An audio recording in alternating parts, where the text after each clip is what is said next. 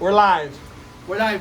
Hey friends, it's J Lobos coming back to you from my backyard with my friend Carlos Pichardo, knowledgeable finance consultant, business consultant when it comes to finances and also life insurance, which is the main topic that we're obviously talking about today.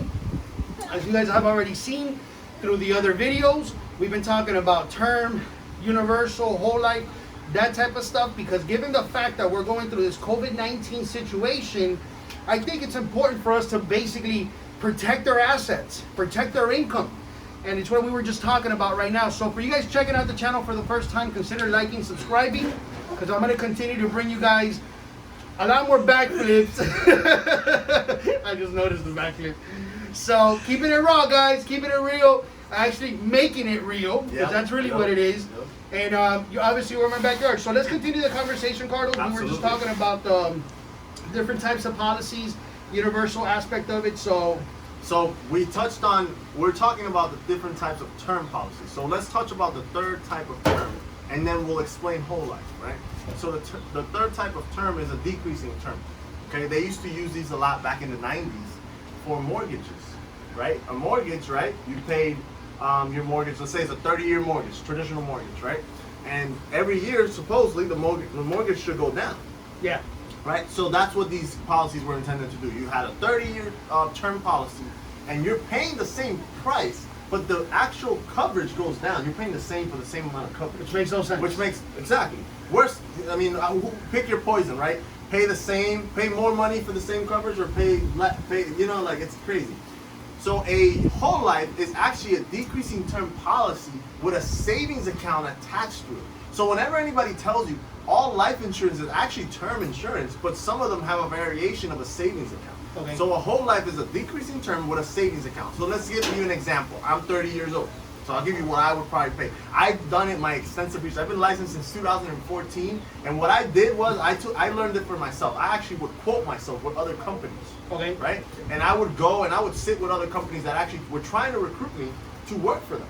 Okay. And I would ask them about their products and learn. So I've seen over hundreds of policies, guys, and they have different names, but they just kind of switch it up. Okay. So the whole life is very simple, right? I'm 30 years old. I'm gonna pay $83 a month, and I'm gonna have $100,000 in coverage. Okay. Right? Basic. Right? Out of the $83, they take $28. That goes to the insurance, right? And then they take the other $55. That goes into a savings account. Okay. That sounds great. The 4 issues with this is the savings account. It's only yielding you, depending on how they structure the policy, anywhere between 1% to 4%. That's a reality. Yeah, it's not. Which in the bank, I mean, it's a little better than the bank. It's a lot better than the bank. I Yeah, mean, 1% is better than 0 point nothing, right? Yeah. So that sounds good. Then the other problem is the first 2 years that you're paying into these policies, the actual commissions come out of the savings account to the agent. Wow. So there's $0 there. Now, these policies do accumulate a cash value, which is a savings account. But what happens is it's not accumulating at a high enough interest rate. Okay. So let's say now you're 45 years old, you have, let's say, $80,000 saved. Okay. Right? And now you want to cash this money out. Well, in order to cash it out, you have to drop the policy. So that doesn't You make can any never sense. get So both. I Yeah. won't be covered if I decide to. Yeah, and if you pass away, what happens is they actually give you your family the insurance, but they keep the savings. They don't give you both. So it's still a term policy. It has a savings account. So what I always teach people is buy term that is more economical, and then you can invest. Listen, if you invest in a rental property, you probably get a better rate of return than in a whole life policy. Absolutely. So an invest, like I said before, if anybody ever tries to sell you life insurance as an investment that is illegal, you can actually report them. They can lose their license. So when we're talking about universal and the cash value, they're not investment accounts because they're technically a life insurance policy, or Not the whole life, but in a universal, they do attach it to an index. What would you suggest, obviously for the viewers and the people that are actually watching the video, what would you suggest? What obviously you just mentioned something, and you said something key right there, which is get a term, it's more economical, and you get more coverage, and invest the difference. It's mathematics. Okay. So for example, you do credit repair. Yeah. Right? So I'll give you a simple comparison. You tell me if I'm right or wrong. You do credit repair, and you might charge X amount to get rid of certain things, where someone might charge maybe less but they're not getting rid of everything.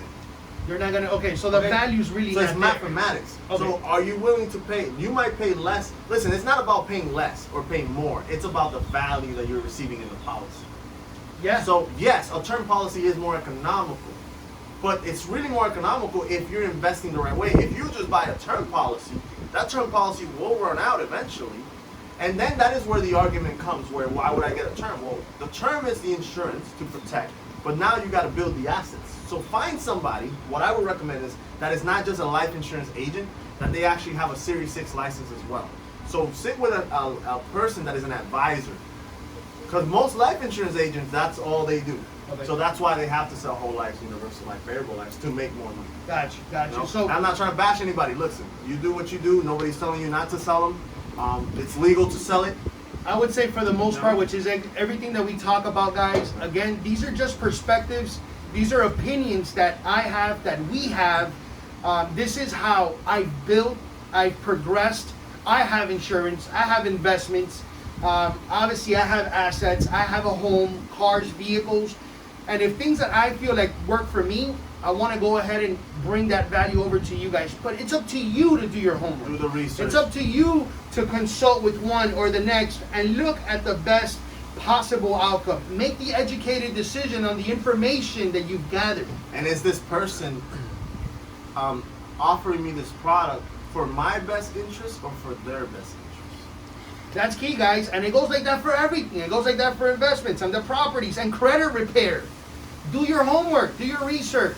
And this is why we want to give you guys as much information as possible so that you make educated decisions.